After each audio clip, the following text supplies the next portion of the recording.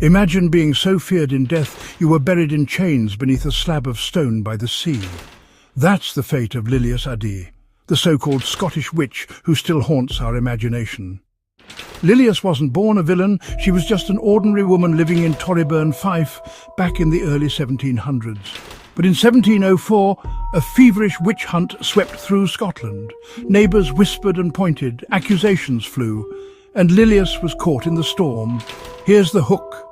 Lilias was accused not by strangers, but by people she knew. They claimed she'd made a pact with the devil himself. In a world gripped by fear and superstition, that was all it took.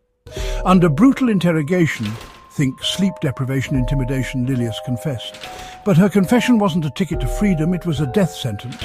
Witch trials in Scotland were unforgiving. Many women, like Agnes Sampson, Janet Horn, met horrific ends, burned, drowned, forgotten. But Lilias's story took a darker turn. Before her execution could even happen, she died in prison. Some say by suicide, others suspect illness or despair. But here's where things get chilling. Authorities believed witches could rise from the grave.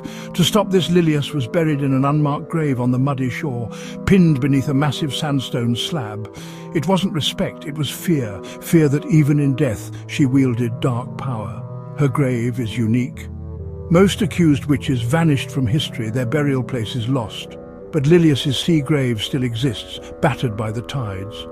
Why the sea? In Scottish folklore, the restless ocean was thought to trap evil, no escape, not even in the afterlife. Lilias wasn't alone. Others faced similar fates. Agnes Finney Isabel Gowdy, the infamous Janet Horn, Scotland's last woman burned for witchcraft, were also treated as threats, their bodies denied peace in churchyards.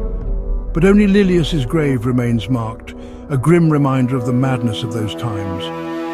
For years, her skull was displayed in museums, a morbid trophy. It vanished during World War II, a mystery inside a mystery.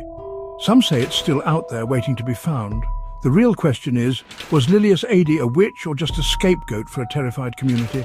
Her story forces us to confront how fear twists justice, and how the echoes of hysteria still linger on Scotland's haunted shores.